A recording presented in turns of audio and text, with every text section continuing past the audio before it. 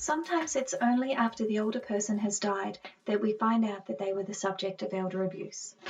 In particular, financial abuse may only be discovered when the executor looks after the estate, finds that assets and property are missing.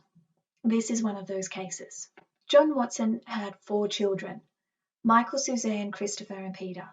In 1991, Christopher and Suzanne moved in with their parents to provide them with care and assistance. In 1993, John's wife died and he moved into a nursing home, and in July of that year he did a power of attorney and a will. Under the will, it said that Christopher and Suzanne could continue to live in the family home in Epping as long as they liked, and when they moved out, the property was to be sold and divided equally among the 4 children. John lived in the nursing home from 1993 until his death in 1999. During that time, he developed dementia. Suzanne continued to live in the family home until 1996, when she moved out to live with her boyfriend, and Christopher continued to live there. In April 1996, Christopher used the power of attorney to transfer $55,000 from his father's bank account to his own. When asked to explain the transaction, Christopher said it had been repayment for a loan that he had given his parents back in the 1990s. However, he was unable to explain why his parents needed the money, how much he had loaned them, and if there was any terms of the loan, such as when it was to be repaid. On 9th of October 1997, Christopher used the power of attorney again, this time to transfer the family home to himself for $1. It was only after John's death that the other 3 children found out what Christopher had done and initiated court proceedings in order to get the money and the house brought back into the estate. Christopher argued that he had transferred the house with his father's consent and knowledge.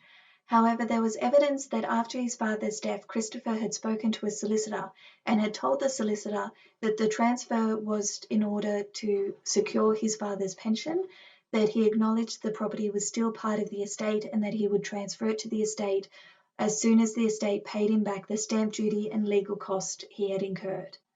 However, these court proceedings came 3 years after his father's death, and he has still done nothing to transfer the house back. There was no evidence of John's mental capacity at the time of the transfer, so there was no evidence to show that John did not have the capacity to consent to it. So the court looked to a different avenue. They looked at the method of the transactions, which was using the power of attorney.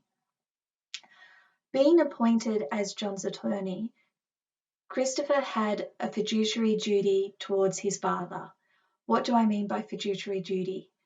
It's basically that you have a duty and an obligation to put the other person's interest before your own. In this case, Christopher had obligation to act in his father's benefit, even to his own detriment. John's will was dated 5 days after the power of attorney, and the court took this to mean that the power given to the attorney was subject to the terms of the will, meaning that John intended his attorney to abide by the conditions of the will, which was that his estate was to be divided equally between the 4 children. Christopher, in transferring the money and the house to himself, had gone against those wishes as set out in the will, and in doing so had breached his duty as attorney. The court held that Christopher held the $55,000 and interest on it on trust for the estate, that he held the house on trust for the estate, and that he was required to transfer back into the estate to be distributed in accordance with the will. He was also required to pay his siblings' legal costs. 2 key elements of this case I kind of want you to think about is first that this abuse was only discovered after John's death, and it was up to the executors of his estate to fight to rectify the matter.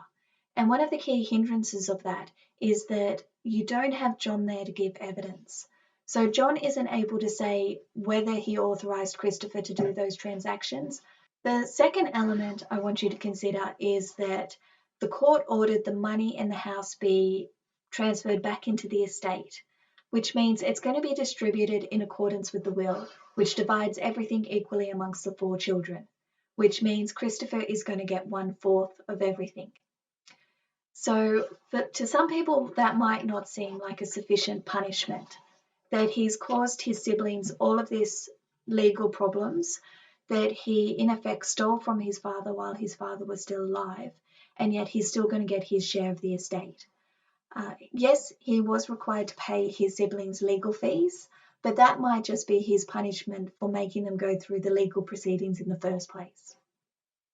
There have been some arguments that purely on an academic level at this stage, that say where someone has committed this kind of financial abuse of an older person, they shouldn't be allowed to then benefit from the estate, that they should in effect be waiving their right to their inheritance.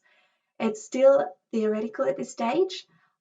Having exposure to a lot of cases like these, I am for it. I do see that it would be a huge deterrent, that people would be less likely to do these kind of dodgy dealings if they thought that they were going to lose their inheritance.